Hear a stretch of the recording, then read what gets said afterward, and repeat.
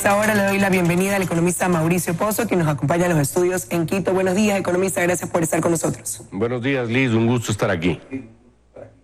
Bueno, se acorta el tiempo y ya se acerca la fecha en que el Ejecutivo remitirá a la Asamblea la reforma tributaria para entrar y ponerla pues sobre la palestra, el debate. ¿Cuál cree usted que serán estos puntos álgidos que se incluyan en esta reforma? Bueno, sin duda, primero hay que ver si lo van a enviar como paquete, digamos, donde se vinculen los temas tributarios con los temas laborales, o deciden hacerlo en dos proyectos diferentes. Eso ya es una decisión inclusive política del régimen, pero si lo hacen en una sola propuesta de ley, probablemente los temas álgidos van a tener relación con cuál va a ser el tratamiento tributario. Si el gobierno está en la línea, por ejemplo, de aumentar el IVA, si lo va a hacer como una decisión aislada o lo va a conjugar con otras decisiones tributarias, por ejemplo, una reducción del impuesto a la salida de divisas, alguna otra decisión en materia del impuesto a la renta, por ejemplo, o alguna otra que de alguna manera ponga en balance la propuesta tributaria. Y asimismo, en el ámbito laboral, cuáles son las reformas que van a introducir o van a proponer para que el costo de contratación, que obviamente es un problema, pueda reducirse y esto ayude a resolver el problema del empleo. Entonces va a depender un poco de la propuesta que envíen. Y claro, ahí siempre vamos a caer en el dilema de que si lo envían muy blando, puede ser una suerte de muy mala carta de presentación para el programa con los multilaterales. Pero si lo envían de manera un poco más radical, puede haber un problema de apoyo en la Asamblea para la propuesta que envíe el gobierno. Así que no es un tema sencillo.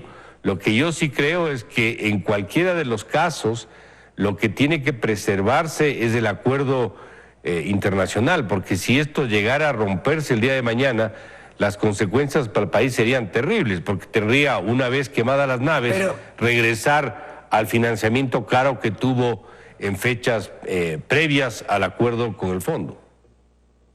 Pero ahí precisamente en los mercados internacionales quizás veían como una buena opción el subir algunos puntos en el IVA, pero el vicepresidente días atrás decía que quedaba descartado este anuncio que causó pues incertidumbre en el país de que podría haber tal elevación. ¿Qué medida paralela podría tomarse o similar para poder dar cumplimiento con esto que organismos como el Fondo Monetario Internacional quizás esperan se apliquen dentro de esa reforma tributaria? Fíjese, Liz, aquí hay una meta de reducción del déficit fiscal. Le ponen mucho más prolija porque le quitan ahí los intereses de la deuda, y, al igual que la importación de derivados. Por eso se llama una meta de déficit fiscal primario no petrolero con combustibles. Pero más allá de la explicación técnica, lo que tienen que hacer es reducir el gasto, aumentar el ingreso o alguna combinación de las dos decisiones que le permite alcanzar la meta que se persigue en el acuerdo con los multilaterales. Si el gobierno está en la línea, por ejemplo, de aumentar algún tipo de impuesto, como el caso del IVA, tiene que tomar en consideración que si la coyuntura actual le va a permitir que esa decisión sea la adecuada. Y yo en lo personal creo que es una decisión que no va en la línea correcta. El actual momento económico es un momento de estancamiento, es un momento donde el país no crece, las ventas de las empresas no suben, esto conspira contra el propio empleo.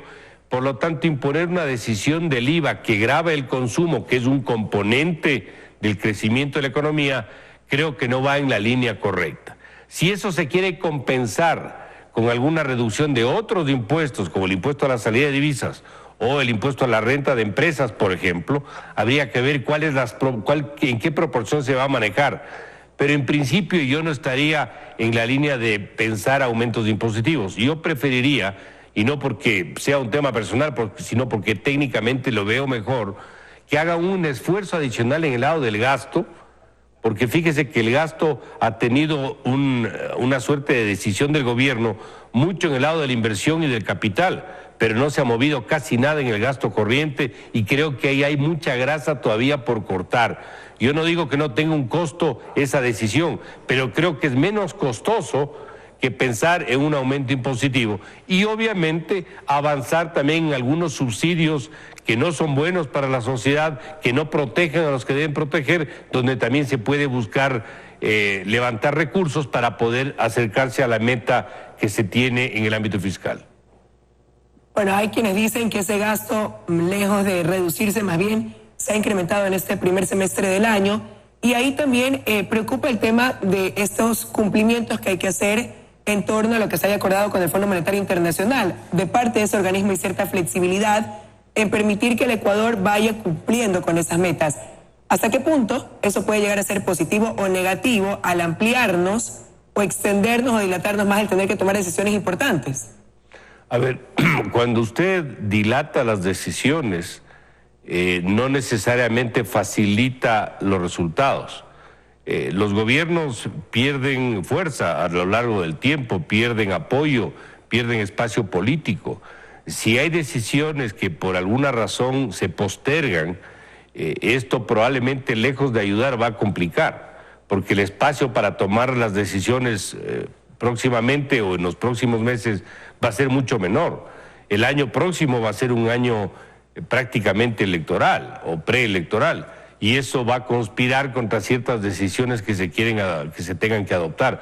Por esa razón, creo yo que es bastante más sano que el país vaya cumpliendo lo que se comprometió a cumplir en las fechas que le corresponden y pueda seguir avanzando en la línea que tiene que lograr. El que no tenga el financiamiento adecuado va a conspirar inclusive contra la propia tranquilidad política del régimen. Fíjese lo que está ocurriendo en este momento. Todavía existen atrasos, todavía existen compromisos que el gobierno no se ha puesto al día, que lo está haciendo, pero que tiene que ponerse al día. Solo imaginemos el escenario que este financiamiento internacional se corte porque el acuerdo no sigue.